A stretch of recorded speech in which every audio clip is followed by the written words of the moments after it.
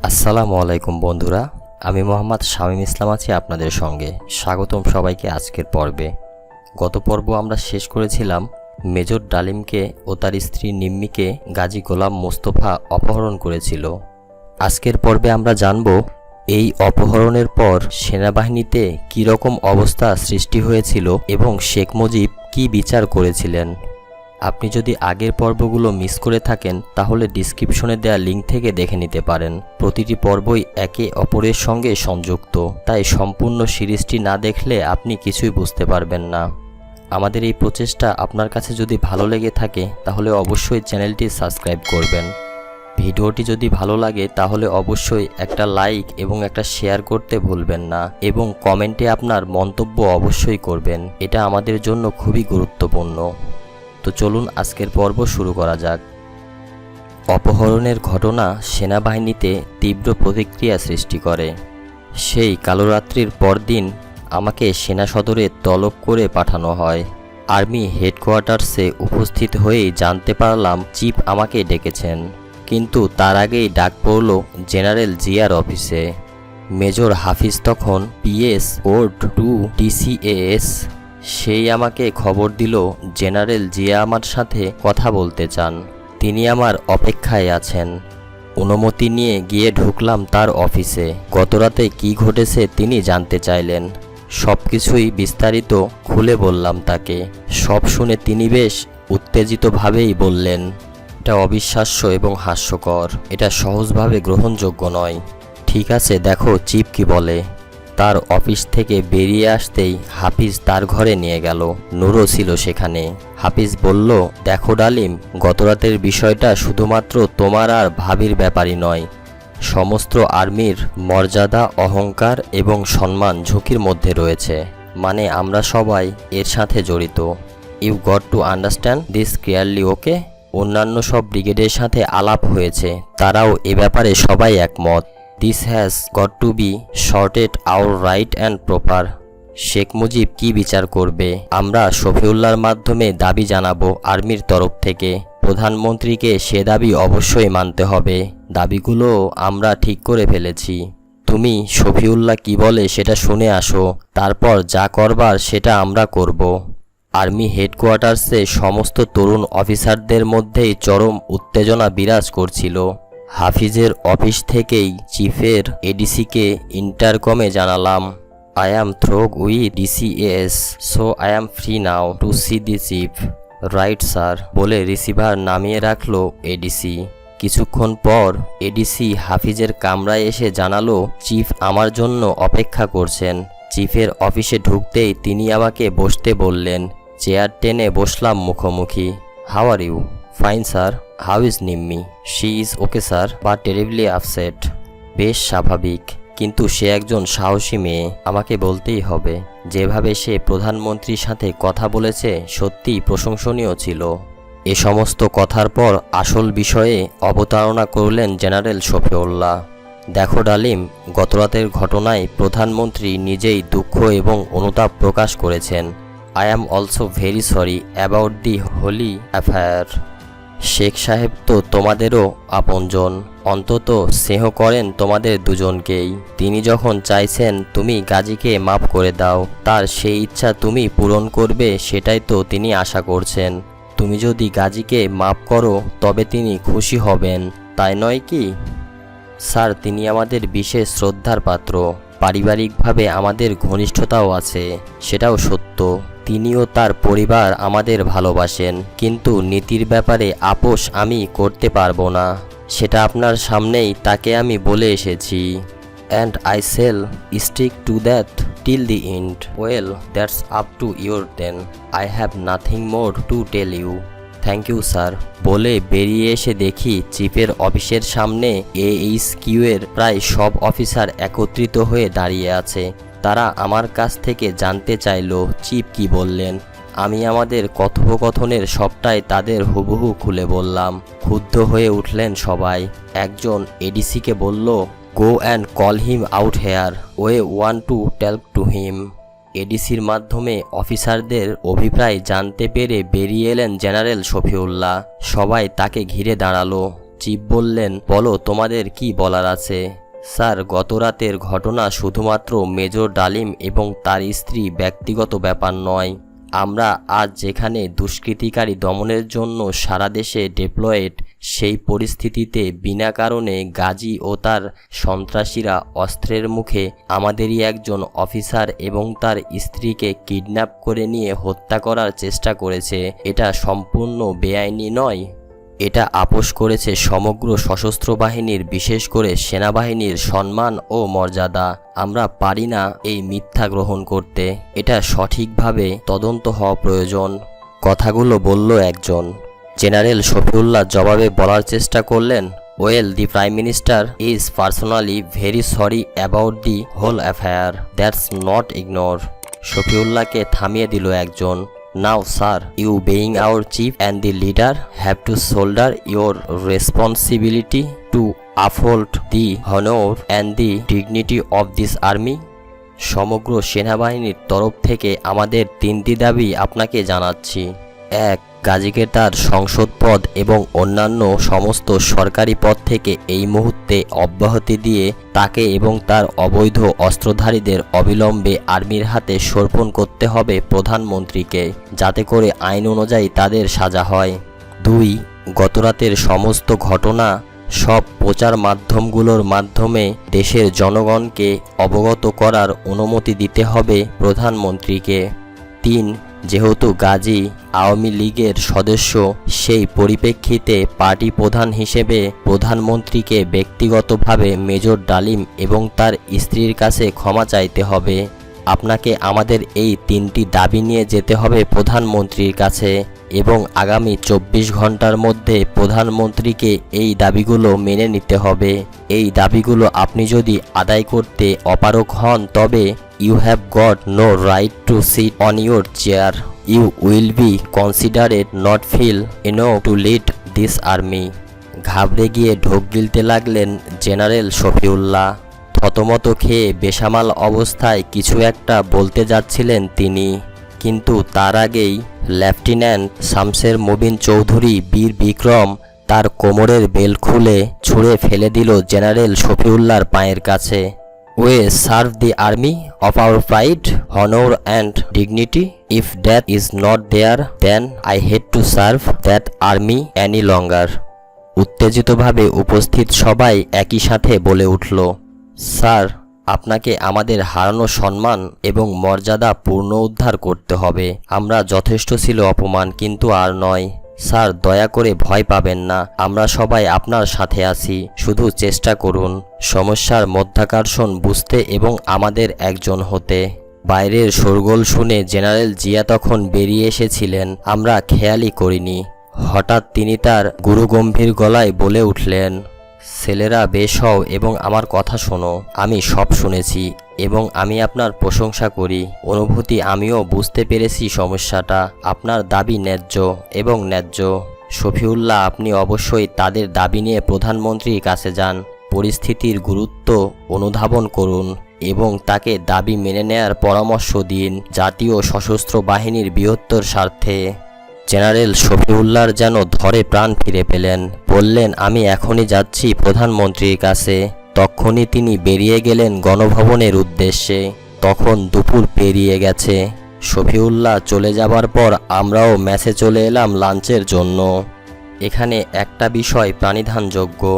শফিউল্লাহকে যখন ঘেরাও করা হয়েছিল, তখন সেখানে কর্নেল এরশাদও উপস্থিত ছিলেন অন্যান্য পিএসওদের সাথে। তিনি তখন এজি অ্যাডজুট্যান্ট জেনারেল হিসেবে হেডকোয়ার্টার্সে পোস্টেড ছিলেন। একসময় জেনারেল শফিউল্লাহ তাকে জিজ্ঞাসা করেছিলেন, এরশাদ, তোমার অভিমত কি? স্যার, আমি মনে করি তাদের দাবিগুলো যথেষ্ট ন্যায্য। এ ধরনের ঘটনা আপনার কিংবা আমার সাথেও ঘটতে পারত, যেখানে army is deployed to maintain law and order and engaged in anti miscreant drive. সেখানে এ ধরনের একটা ঘটনাকে শুধুমাত্র ডালিম নিম্মির ব্যক্তিগত ব্যাপার বলে কনসিডার করা উচিত হবে না। এটা অবশ্যই একটি প্রশ্ন সমগ্র সেনাবাহিনীর সম্মান ও প্রতিপত্তি, এবং আপনাকে প্রধান হিসাবে এটা করতে হবে। প্রধানমন্ত্রীর কাছে স্পষ্ট নির্দেশ করুন এবং হারানো পুনরুদ্ধারের জন্য প্রধানমন্ত্রীকে সঠিকভাবে পরামর্শ দিন। দাবি মেনে নিয়ে সম্মান।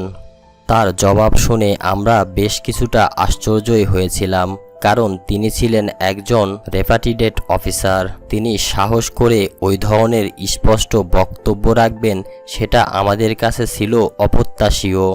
এতেই প্রমাণিত হয় পাকিস্তান প্রত্যাগতদের মাঝে অনেকেই ছিলেন ন্যায়পরায়ণ। সন্ধ্যার দিকে চিফ ফিরলেন গণভবন থেকে সারাদিন দরবার করে। রাত 8টার দিকে তিনি আমাদের কয়েকজনকে ডেকে পাঠালেন সেনাভবনে। সেখানে গিয়ে দেখি কর্নেল সাফায়াত এবং ব্রিগেডিয়ার খালেদ মোশাররফও উপস্থিত রয়েছেন। আমরা কুশলাদি বিনিময় করে সবাই বসলাম। চিফ শুরু করলেন, আমি প্রধানমন্ত্রীকে তোমাদের দাবিগুলো জানিয়েছি। তিনি সময় চেয়েছেন। প্রাইম মিনিস্টার যখন সময় চেয়েছেন তখন তাকে সময় আমাদের দিতে হবেই। চিফের কথার মাঝে ফোড়ন কাটছিলেন কর্নেল সাফায়াত। ব্রিগেডিয়ার খালেদ নিশ্চুপ বসেছিলেন। স্যার, তোমাদের দাবিগুলো বলে আপনি কি এটাই বোঝাতে চাচ্ছেন যে আপনার ও আমাদের মধ্যে পার্থক্য রয়েছে? দাবিগুলো ছিল এন্ট্রি আর্মির তরফ থেকে। তবে কি আমাদের বুঝতে হবে আপনি বা আপনারা মানে this senior lords are not with us? জানতে চাওয়া হলো জেনারেল শফিউল্লাহর কাছ থেকে।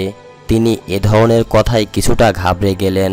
চালাক প্রকৃতির ব্রিগেডিয়ার খালেদ অবস্থা আঁচ করতে পেরে শফিউল্লাহর হয়ে জবাব দিলেন, ছেলেদের ভুল ধারণা নেই। অবশ্যই আমরা সবাই একসাথে আছি। আমরা কিভাবে পারি এই বিষয়ে ভিন্ন হতে। কিন্তু স্যার, মনে হয় প্রধানমন্ত্রী আমাদের দাবি মানবেন না। সময় চেয়ে নিয়ে তিনি প্রথমত ব্যাপারটাকে এড়িয়ে যেতে চাচ্ছেন, দ্বিতীয়ত তার অবস্থানকে পোক্ত করার জন্যই সময় চেয়েছেন তিনি। যদি শেষ পর্যন্ত তিনি আমাদের দাবি মানতে রাজি না হন তবে কি করা হবে সে সম্পর্কে পরিষ্কারভাবে জানতে চাই আমরা। তিনজনই একথার কোনো জবাব না দিয়ে চুপ করে বসে থাকলেন। ওয়েল স্যার, আপনার যদি কোনো ধারণা না থাকে পরবর্তীতে কি করতে হবে, তাহলে আমরা কি ভাবব, কি করা প্রয়োজন বলে চলে এসেছিলাম আমরা। আজিজ পল্লীর এক বাসায় বৈঠকে বসলাম আমরা। বিষয়বস্তু, দাবি মানা না হলে আমাদের পরবর্তী পদক্ষেপ কি হবে। অন্যান্য ব্রিগেডের সাথে যোগাযোগ করে মতামত বিনিময় করা হচ্ছিল সবসময়।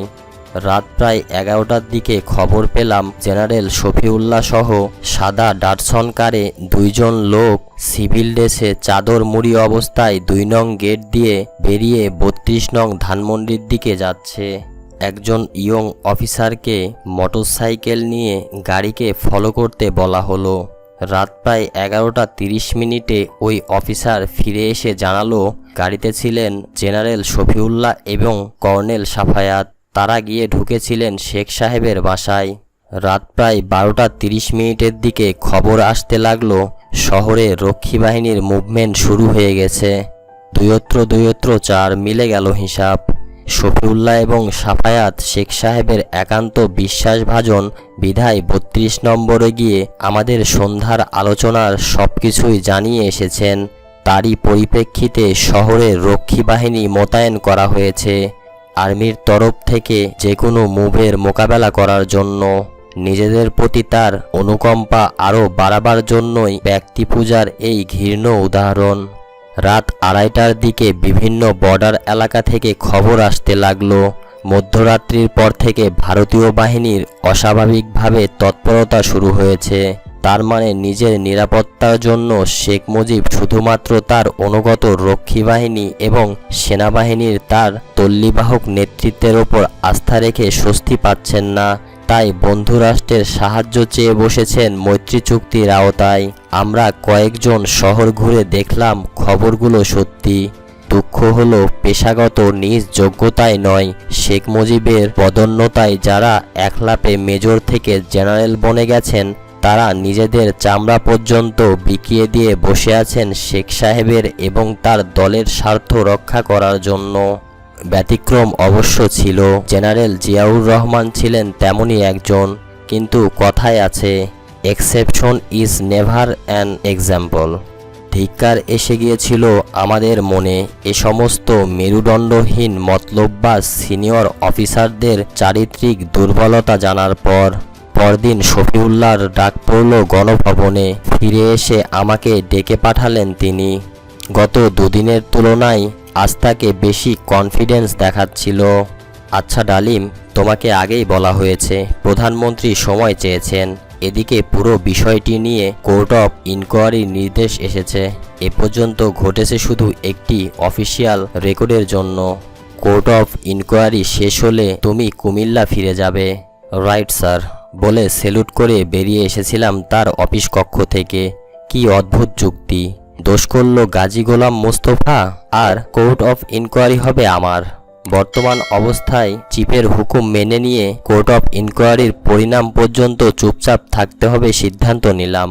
কোর্ট অফ ইনকোয়ারি শেষ করে কয়েকদিন পর কুমিল্লা ফিরে এলাম। রাষ্ট্রপতি আমাদের চাকুরি থেকে অবসর দিয়ে আমাদের প্রতি তার ন্যায় বিচার করলেন। রাষ্ট্রপতি ৯ নং আদেশ বলে ৮ জন সামরিক অফিসারকে চাকরিচ্যুত করা হয়। নূর ও আমিও ছিলাম তাদের মধ্যে। মাসখানেক পর জুলাই মাসের শেষার্ধে এক সন্ধ্যায় আমার বাসায় একটা পার্টি ছিল। নিমন্ত্রিত অতিথিরা প্রায় সবাই এসে গেছে। বাইরে ইলশেগুড়ির বৃষ্টি হচ্ছে। হুদা ভাবিও এসে গেছেন, কিন্তু হুদা ভাইয়ের পাত্তা নেই। বেশ একটু দেরি করেই এলেন কর্নেল হুদা। ভীষণ শুকনো তার মুখ, অস্বাভাবিক গম্ভীর তিনি। এসে সবার সাথে কুশল বিনিময় করে এক কোণায় গিয়ে বসলেন তিনি। বোঝা যাচ্ছিল কারো সাথে কথাবার্তা বলার তেমন একটা ইচ্ছে নেই তার। সদা উচ্ছল হুদা ভাই এত নীরব কেন? ব্যাপারটা খুবই অস্বাভাবিক ঠেকল। এক ফাঁকে কাছে গিয়ে জিজ্ঞেস করলাম, কি হয়েছে হুদা ভাই? কোনো অঘটন ঘটেনি তো? না, কিছু না। নিজেকে কিছুটা হালকা করে নেবার পর ড্রিঙ্কসের গ্লাসটা হাতে তুলে নিলেন তিনি। নিম্মি অতিথিদের আপ্যায়নে ব্যস্ত। হঠাৎ হুদা ভাই নিম্মিকে ডেকে পাশে বসালেন। প্রশ্ন করলেন, আচ্ছা নিম্মি, ধরো এমন একটা খবর তুমি পেলে যার ফলে তোমার এই সুন্দর সাজানো সংসারটা ওলটপালট হয়ে গেল। তোমাদের এই সুখ কেউ কেড়ে নিল, তখন কি করবে? নিম্মি অবাক হয়ে বিস্ময়ে হুদা ভাইকে ভালো করে দেখে নিয়ে বলল, আজ আপনার কি হয়েছে হুদা ভাই? কি সব এলোমেলো বলছেন, কিছুই বুঝতে পারছি না। বলেন না কি হয়েছে। আমিও এর মধ্যে তাদের সাথে যোগ দিয়েছি। ডালিম, ঢাকা থেকে কোনো খবর পেয়েছো? জিজ্ঞেস করলেন কর্নেল হুদা। না তো, তেমন কিছু হলে নিশ্চয়ই পেতাম। প্লিজ হুদা ভাই, রহস্য বাদ দিয়ে বলেন না কি হয়েছে, ব্যাপার কি? যা হবার তাই হয়েছে। প্রেসিডেন্সিয়াল অর্ডার নং 9 PO9 প্রয়োগ করে আর্মি থেকে 8 জন অফিসারকে চাকরি থেকে অব্যাহতি দেয়া হয়েছে। তুমি এবং নূরও রয়েছ এই 8 জনের মাঝে।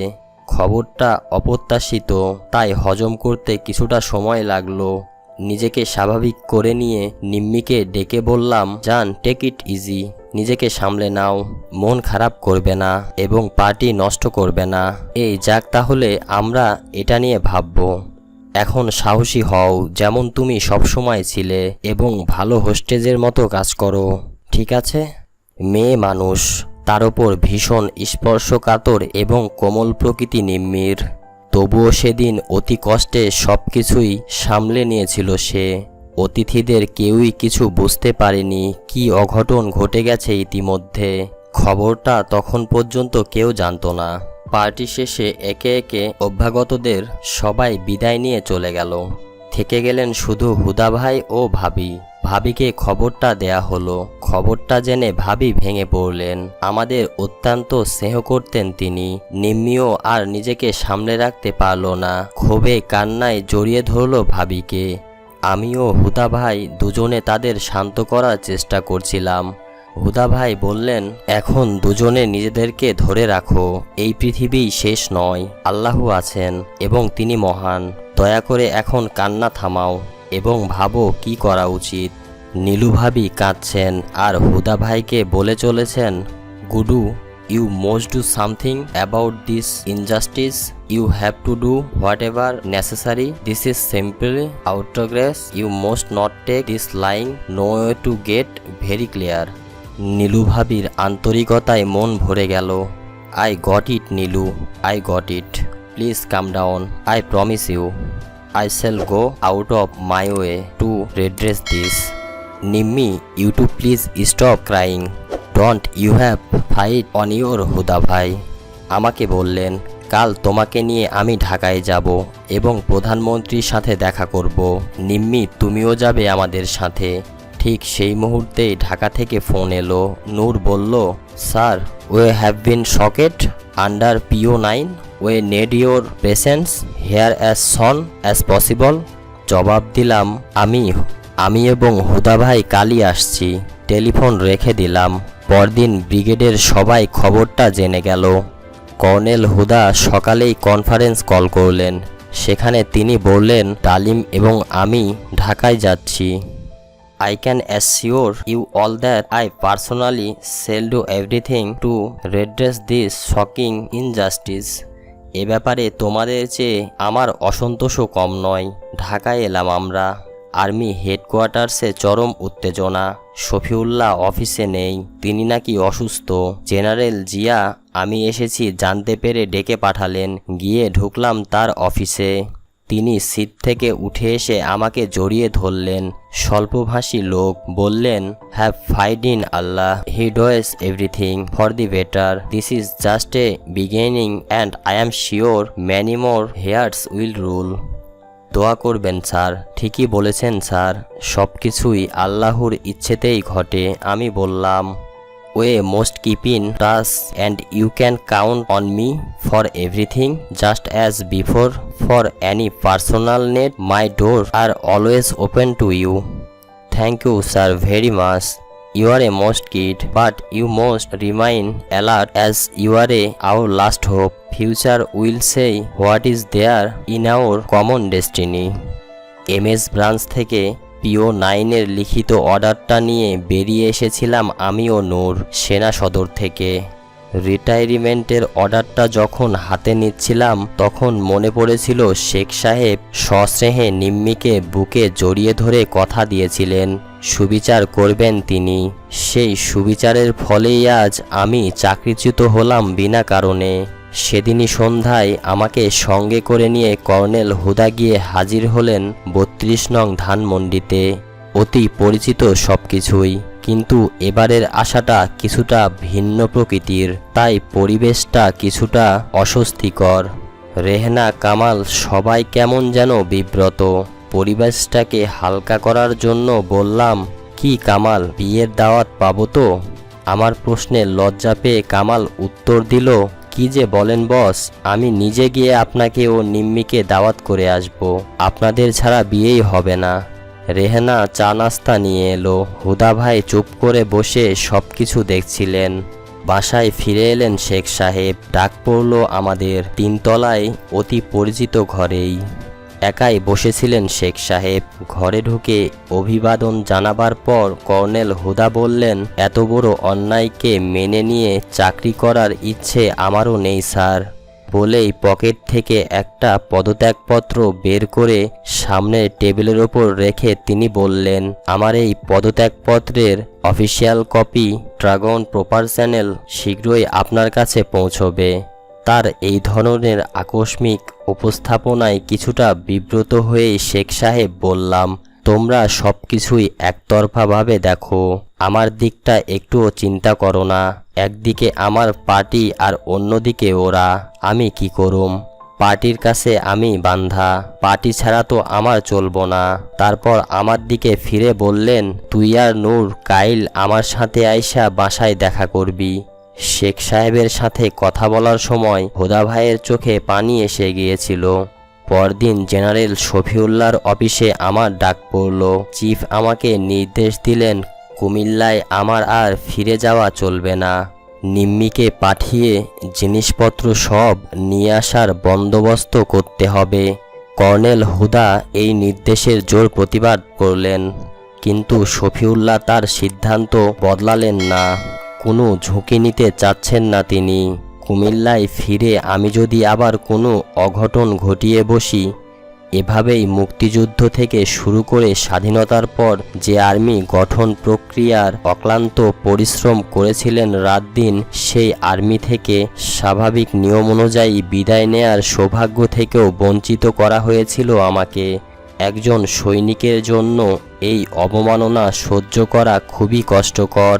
আমি ঢাকায় রয়ে গেলাম। হুদা ভাই, নিম্মি ও খালাম্মাকে নিয়ে ফিরে গেলেন কুমিল্লায়। আমাকে কুমিল্লায় ফিরতে না দেয়ায় অফিসার এবং সৈনিকরা অসন্তোষ ক্ষোভে ফেটে পড়ল। একদিন 2 ট্রাক সৈনিক কুমিল্লা থেকে আমাদের মালিবাগের বাসায় এসে হাজির। আমাকে ওরা নিয়ে যেতে এসেছে। সরকার অন্যায়ভাবে ক্ষমতা বলে আমাকে চাকরিচ্যুত করেছে। তার ওপর যে রেজিমেন্ট আমি শুরু থেকে তিলে তিলে গড়ে তুলেছি, সেই ইউনিটের তরফ থেকে আমাকে বিদায় সম্বর্ধনাও জানাতে পারবে না ইউনিটের সদস্যরা। সেটা কিছুতেই হতে দেবে না তারা। সব বাধা উপেক্ষা করে তারা আমাকে নিয়েই যাবে। পরিণামে যা কিছুই ঘটুক না কেন, তার মোকাবেলা করা হবে একত্রিতভাবে। সে সিদ্ধান্তই নেওয়া হয়েছে ইউনিটে। ইমোশনালি চার্জেড অবস্থায় পরিণামের বিষয়টি উপেক্ষা করে যে পদক্ষেপ তারা নিতে প্রস্তুত হয়েছে, তার ফল তাদের জন্য মারাত্মক ক্ষতিকর হতে পারে। সেটা তারা ঠিক বুঝতে না পারলেও আমি বুঝতে পারছিলাম। তাই অনেক কষ্টে সবাইকে বুঝিয়ে ফেরত পাঠিয়ে দিয়েছিলাম। আমার যুক্তিগুলো মেনে নিয়ে অনেক ব্যথা বুকে নিয়ে ফিরে গিয়েছিল তারা। ফিরে যাবার আগে আমার প্রিয় সহযোদ্ধারা বলেছিল, স্যার, আপনি যেখানেই থাকেন না কেন, আমরা সবসময় আপনার সাথে আছি। কথা ভুলবেন না কখনো। প্রয়োজনে ডাক দিয়ে দেখবেন। আমরা সব বাধা পেরিয়ে আপনার পাশে এসে দাঁড়াবো। একজন কমান্ডার হিসাবে অধীনস্থ সৈনিকদের কাছ থেকে এ ধরনের দুর্লভ সম্মান পাওয়ার সৌভাগ্য হয়েছে আমার। এর বেশি আর কি লাভ করা সম্ভব হতো চাকরিতে থাকলেও। বাংলাদেশ সেনাবাহিনীতে পদভারে অনেক জেনারেল এবং কমান্ডার রয়েছেন ঠিকই, কিন্তু তাদের কতজনের ভাগ্যে এ ধরনের শ্রদ্ধা এবং বিশ্বাস জুটেছে। আবেগ এবং আত্মতৃপ্তির অনাবিল আনন্দে সেদিন নিজেকে সামলে রাখতে পারিনি। খুশির জোয়ার নেমে এসেছিল দুচোখ বেয়ে। মনে হয়েছিল আমার সৈনিক জীবনের যবনিকাপাত অতি আকস্মিকভাবে ঘটানো হলেও স্বল্প পরিসরের এ জীবন আমার সার্থক হয়েছে। শুধু কুমিল্লা থেকেই নয়, দেশের বিভিন্ন ক্যান্টনমেন্ট থেকেও অফিসার সৈনিকরা সুযোগ সুবিধা মতো আসতে থাকলো সমবেদনা জানাবার জন্য। সবার একই আক্ষেপ, কেন এমন অবিচার, এত বড় অন্যায়। জবাবে সবাইকে বলেছি, স্বৈরাচারী সরকারের পক্ষে সবকিছুই সম্ভব। তারা ক্ষমতার দম্ভে ভুলে যায় ক্ষমতা চিরস্থায়ী নয়। প্রকৃতপক্ষে মানুষের নিজের হাতে কোনো ক্ষমতাই নেই। আল্লাহ তাআলাই তার ক্ষমতার অধিকারী। তার ইচ্ছাতেই যে কোনো ব্যক্তি বিশেষ ক্ষমতা লাভ করে। তাকে কিন্তু তার দেয়া ক্ষমতার অপব্যবহার করলে তিনি আবার শাস্তিস্বরূপ সে ক্ষমতা কেড়ে নেন। সব অত্যাচারীর ক্ষেত্রে তেমনটিই ঘটেছে। আল্লাহ যা করেন তা ভালোর জন্যই করেন, এ ঈমানের জোর আমার আছে। আমি তোমাদের দোয়া চাই, আর কিছুই নয়। ছোট দেশ আমাদের, সেনাবাহিনী আরও ছোট। এ সংগঠনে সবাই সবার খবর রাখে। প্রত্যেকটি অফিসারকে কি চরিত্রের, কার কতটুকু যোগ্যতা, এ সমস্ত খবরাখবর সৈনিকরা রাখে। পদাধিকারে প্রাপ্য মর্যাদা তারা সবাইকেই দিয়ে থাকে নিয়ম মাফিক, কিন্তু তাদের মন জয় করা, শ্রদ্ধা ও আন্তরিকতা লাভ করতে পেরেছে শুধুমাত্র পরীক্ষিত ভাগ্যবানরাই। নীতিগতভাবে পদাধিকার বলে যে সম্মান লাভ করা যায়, তার চেয়ে অর্জিত সম্মানই আমার কাছে বেশি মূল্যবান। তাই চাকুরি জীবনে অধীনস্থ সবাইকে সে ধরনের সম্মানই অর্জন করার জন্য অনুপ্রাণিত করার চেষ্টা করেছি সবসময়। আমার সে প্রচেষ্টা সার্থক হয়েছে। হালে আওয়ামী লীগ নেত্রী শেখ হাসিনা লন্ডন সফরকালে যেখানে রেডিওতে আমিনুল হক বাদশাকে দেয়া এক সাক্ষাৎকারে বলেছেন, আমার বাবা সেনাবাহিনী করেছিলেন বলেই মেজররা জেনারেল হতে পেরেছিলেন। একটা গুরুত্বপূর্ণ কথা বলেছেন তিনি। এটা অতি সত্য কথা যে মেজর থেকে যাদের জেনারেল বানানো হয়েছিল তাদের অনেকেরই জেনারেল হবার যোগ্যতা ছিল না, কিন্তু তবুও তাদের জেনারেল বানানো হয়েছিল। এর কারণ ছিল শেখ মুজিব চেয়েছিলেন অযোগ্য নেত্রীদের অধীনে সেনাবাহিনীকে দুর্বল করে রাখতে। এবং ওই সমস্ত অযোগ্য খয়েরখা টাইপের জেনারেলদের মাধ্যমে সেনাবাহিনীকে তার ঠেঙ্গালে বাহিনীতে পরিণত করতে, কিন্তু সেটা ছিল তার দিবাস্বপ্ন মাত্র। বাংলাদেশ সেনাবাহিনীর দেশপ্রেমিক অংশের ওপর ওই সমস্ত জিহুজুর জেনারেলরা কোনো প্রভাবই বিস্তার করতে সক্ষম হয়নি। নিম্মি ও খালাম্মা গিয়েছিলেন কুমিল্লায় সংসার গুটিয়ে আনতে। বাসার সব জিনিসপত্র ট্রাকে করে বাইরোড পাঠাবার বন্দোবস্ত করে তারা বাই এয়ার ঢাকায় ফিরবেন। হঠাৎ করেই ব্রিগেড গোয়েন্দা ইউনিট খবর পেল কুমিল্লা বিমানবন্দর থেকে আওয়ামী লীগের গুন্ডারা নিম্মিকে কিডন্যাপ করার প্ল্যান করেছে। খবরটা পেয়েই কর্নেল হুদা কঠোর নিরাপত্তার ব্যবস্থা করলেন। নিরাপত্তার সব দায়িত্ব দেওয়া হলো ফার্স্ট ফিল্ড রেজিমেন্টের মেজর বজলুল হুদা এবং ক্যাপ্টেন হাইকে। কর্নেল হুদা নিজে তার ফ্লাগ করে নিম্মি এবং খালাম্মাকে সঙ্গে করে এয়ারপোর্টে এসে তাদের প্লেনে তুলে দিয়েছিলেন। প্লেন টেক অফ না করা পর্যন্ত তিনি এয়ারপোর্টে উপস্থিত ছিলেন। এভাবেই আমার আর্মি ক্যারিয়ারের পরিসমাপ্তি ঘটেছিল। ইউনিফর্ম ত্যাগে বাধ্য হবার পর জীবিকা অর্জনে তেমন কোনো অসুবিধা হয়নি। মেজর নূর এবং আমি আমার কনিষ্ঠ ভ্রাতা স্বপনের সাথে ব্যবসায় যোগদান করি। আমার ছোট ভাই স্বপনের সাথেই ব্যবসা করব ঠিক করলাম। সে ব্যবসাতে অভিজ্ঞ। MBA-তে ভালো রেজাল্ট করার পর থেকেই ব্যবসা করছে স্বপন। কর্নেল আকবর ও মেজর শাহরিয়ার ইতিমধ্যেই স্বেচ্ছায় চাকরি ছেড়ে দিয়েছে আমরা চাকরিচ্যুত হওয়ার পর। মেজর শাহরিয়ার শেরি এন্টারপ্রাইজ নামে কোম্পানি খুলে ব্যবসা শুরু করলো। কর্নেল আকবর আমাদের সাথে যোগ দিবেন ঠিক করলেন। স্বপন, কর্নেল আকবর, মেজর নূর এবং আমার নামের প্রথম অক্ষর দিয়ে গঠন করা হলো সানস ইন্টারন্যাশনাল। চাকরিচ্যুত হওয়ায় বাধ্যবাধকতায় ঝামেলা অনেক কমে গেল।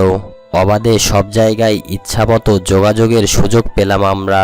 সরকার ও সরকারি দল আমাদের প্রতি বিরূপ থাকলেও অনেক হিতৈষী এবং সুজন ব্যবসায় আমাদের বিভিন্নভাবে সাহায্য করতে এগিয়ে এসেছিলেন। ক্ষেত্রবিশেষে ঝুঁকি নিয়েও অনেকে আমাদের সাহায্য করেছিলেন। তাদের সেই সাহায্য ও আন্তরিক সহযোগিতার ঋণ কখনোই শোধ করার নয়। পরিচয় নেই এমন অনেক কেউ সেই দুর্দিনে নাম শুনেই সাহায্যের হাত বাড়িয়ে দিয়েছিলেন সহানুভূতির সাথে। ছোটোখাটো ইনপুট এবং সাপ্লাইয়ের ব্যবসা আমাদের অল্প সময়ের মধ্যেই বেশ জমে উঠল। টাকা পয়সার আমদানি হচ্ছিল ভালোই। IRDP-তে সাপ্লাই কন্ট্রোলার হিসেবে দেশের প্রায় সব থানাতেই কাজ করার সুযোগ হয়েছিল আমাদের। এতে করে সব মহলের সাথেই যোগাযোগ রক্ষা করার বিশেষ সুবিধা হয়েছিল আমাদের। শহর বন্দরে গ্রামে গঞ্জে ঘুরে সর্বস্তরের লোকজনদের সাথে মিশে বিভিন্ন বিষয়ে তাদের মনোভাব বোঝার সুযোগ হয়েছিল আমাদের। বুঝতে পারছিলাম সরকারের অপশাসন আর অত্যাচারে অতিষ্ঠ হয়ে উঠেছে দেশের সাধারণ মানুষ। যেখানেই গেছি পরিচয় জেনে লোকজন সম্মান দেখিয়েছেন। শ্রদ্ধার সাথে নিঃস্বার্থভাবে যতটুকু সম্ভব সাহায্য করেছেন আমাদের কাজে। এভাবেই কাটছিল আমাদের সময়। আমাদের অন্তিম বৈঠক। শেখ সাহেব নূর এবং আমাকে দেখা করতে বলেছিলেন, কিন্তু বিভিন্ন ব্যস্ততায় সেটা সম্ভব হয়নি। আমাদেরকে মনে করিয়ে দেয়া হলো। আমরা গেলাম তার সাথে দেখা করতে। গেলাম আমি ও নূর 32 নম্বরেই দেখা করতে। সালাম দোয়া বিনিময়ের পর শেখ সাহেবই শুরু করলেন, দেখ আমার কিছু করার ছিল না। নেহায়েত অপারগ হয়েই তোদের ব্যাপারে সিদ্ধান্ত নিতে হয়েছে আমাকে। জানি আমার এ সিদ্ধান্তে মনক্ষুণ্ণ হইছস তোরা, হওয়াটাই স্বাভাবিক। আমি তোদের জন্য কিছু একটা করতে চাই। বিদেশে দূতাবাসে চাকরি করতে চাইলে সে ব্যবস্থা কইরা দিতে পারি। ব্যবসা করতে চাইলে নাসের রে কইয়া সে ব্যবস্থাও কইরা দিতে পারি। ওর অনেক ধরনের ব্যবসা আছে, তার সাথেও তোরা যোগ দিতে পারোস। চাচা, আমরা সৈনিক মানুষ। সেনাবাহিনীর চাকরি স্বেচ্ছায় নিয়েছিলাম, টাকা পয়সার লোভে নয়, সম্মান এবং দেশের সেবা করার জন্যই। সেটাই যখন আপনার বিচারে হারাতে হয়েছে, তখন আপনার কাছে আমাদের আর অন্য কিছু চাওয়ার নাই।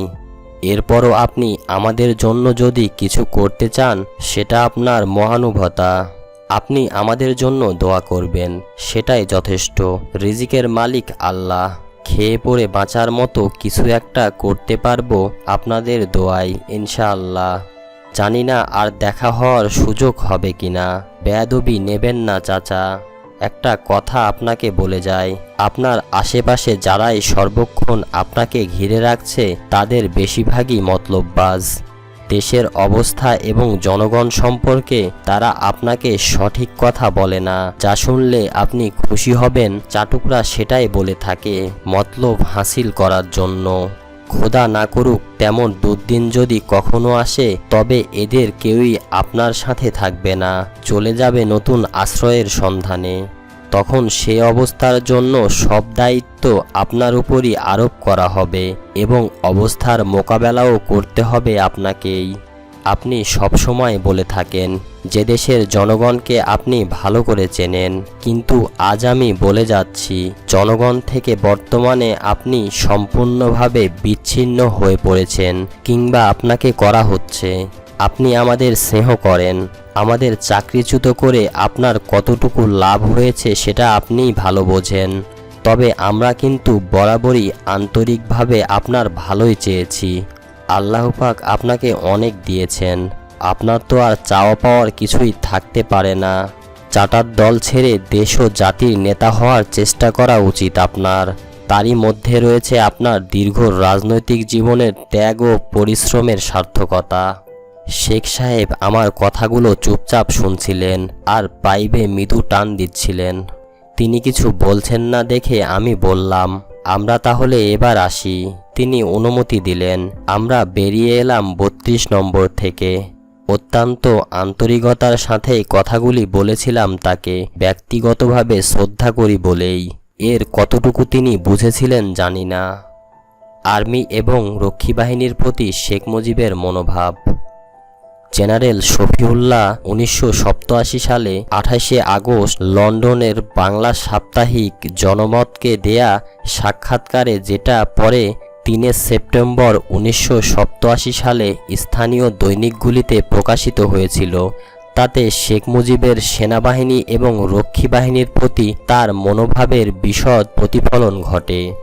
প্রশ্ন: আওয়ামী লীগ সরকারের সঙ্গে সামরিক বাহিনীর সম্পর্ক নাকি ততটা ভালো ছিল না, কথাটা কি সত্য বলে আপনি মনে করেন? উত্তর: আওয়ামী লীগ সরকারের ব্যক্তিগতভাবে আমার উপর আস্থা ছিল, কিন্তু পুরো সামরিক বাহিনীর ওপর তাদের আস্থা ছিল কিনা তাতে সন্দেহ আছে। প্রশ্ন: স্বাধীনতার পর আপনাকে কেন চিফ অফ স্টাফ নিযুক্ত করা হলো? উত্তর: এটা রাজনৈতিক সিদ্ধান্ত, ওসমানী সাহেবের কোনো সিদ্ধান্ত নয়। প্রশ্ন: রক্ষী বাহিনী গঠন করার আগে আওয়ামী লীগ সরকার এ ব্যাপারে কি আপনার সঙ্গে কোনো আলাপ আলোচনা করেছিল?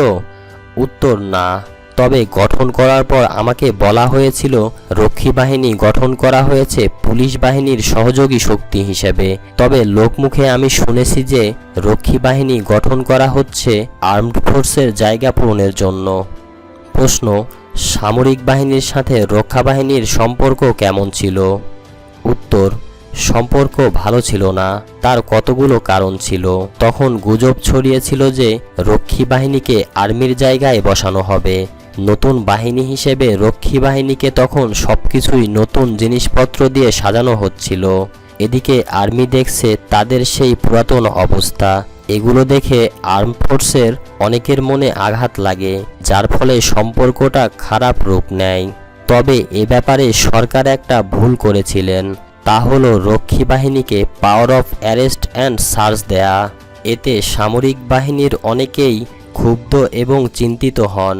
শুধু তাই নয়, রক্ষী বাহিনী এই সময় সেনাবাহিনীর অনেক অফিসারকে লাঞ্ছনা পর্যন্ত করে। অবস্থা দেখে মনে হচ্ছিল রক্ষী বাহিনীর ক্ষমতা সেনাবাহিনীর চেয়েও বেশি। প্রশ্ন: শেখ মুজিবুর রহমান সামরিক বাহিনীর উন্নতির পক্ষে ছিলেন না, এ কথা কি সত্যি? উত্তর: হ্যাঁ, আমি বলবো একথা সত্য। প্রশ্ন: গাজী গোলাম মোস্তফার সাথে লেডিস ক্লাবে মেজর ডালিমের অপ্রীতিকর ঘটনার পর সেনাবাহিনীর চিফ অফ স্টাফ হিসেবে কি কোনো কিছু করার চেষ্টা করেছিলেন? উত্তর: যখন গোলমালের খবর আমি জানতে পারি তখন ডালিমের পক্ষ হয়ে বঙ্গবন্ধুর কাছে যায় এর একটা বিচারের জন্য। বঙ্গবন্ধু আমার উপর রেগে গেলেন। তখন আমি বললাম, বঙ্গবন্ধু, আমি যদি আমার অফিসারদের জন্য না বলি তাহলে কে বলবে? গাজী গোলাম মোস্তফার এই ঘটনা আপনি তদন্ত করে দেখুন। আপনি যদি এ ব্যাপারে সাহায্য চান তাহলে আমি আপনাকে সাহায্য করতে প্রস্তুত আছি। যেহেতু ওরা গাজীর বিরুদ্ধে এবং আমিও তাদের পক্ষে, তাই গাজীর বিরুদ্ধেই বলেছি। তাই তিনি খুব খুশি হননি।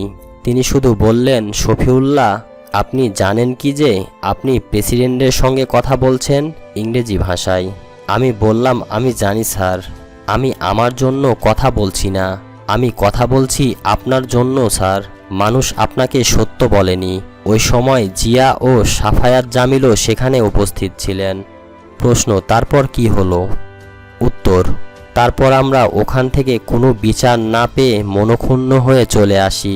পরে দেখা গেল সরকার মেজর ডালিমকে সেনাবাহিনী থেকে বরখাস্ত করলেন। বন্ধুরা, আজকের পর্ব এখানেই শেষ করছি। আজকের পর্বে আমরা জানলাম শেখ মুজিবের বিচার সম্পর্কে। কেমন ছিল শেখ মুজিবের ন্যায় বিচার? আপনি যদি আগের কোনো পর্ব মিস করে থাকেন তাহলে ডেসক্রিপশনে দেওয়া লিঙ্ক থেকে দেখে নিতে পারেন, কারণ প্রতিটি পর্বই একে অপরের সঙ্গে সংযুক্ত। ভিডিওটি যদি ভালো লাগে তাহলে অবশ্যই চ্যানেলটি সাবস্ক্রাইব করুন এবং বেল আইকনটি চেপে রাখুন, যাতে পরবর্তী ভিডিওগুলো সবার আগে আপনার কাছে পৌঁছে যায়। ভিডিওটি লাইক, কমেন্ট এবং শেয়ার করে ছড়িয়ে দিন, সবাই যেন এই ইতিহাসগুলো জানতে পারে। ধন্যবাদ আমাদের সঙ্গে থাকার জন্য। আল্লাহ হাফেজ।